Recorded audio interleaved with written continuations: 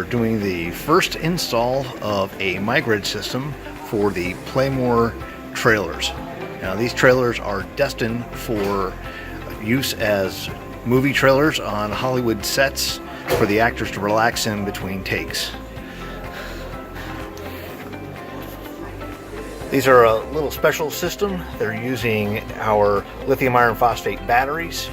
There is these batteries will last about 7,000 cycles, so hopefully that means they'll last up to 20 years.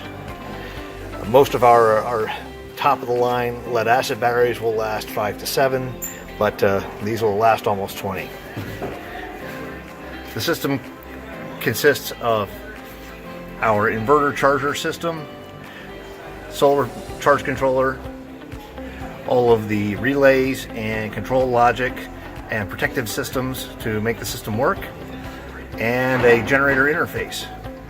Again, with a hybrid system, you end up having a generator along with solar and utility power. It's a very simple system. Turn the system on, make sure all the breakers are off.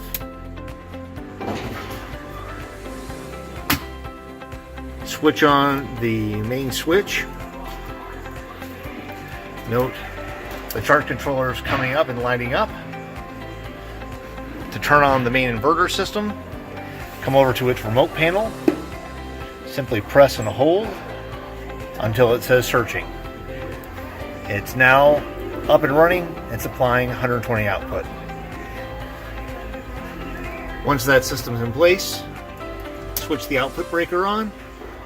If there's power coming from shore power, switch on the AC input power, and finally switch on the generator power. These systems are set up so that if there's not sufficient solar, the generator can supply the power. If there's utility power available, it will tend towards using the utility power. And during the intervening time, it's operating off the batteries and the solar panel.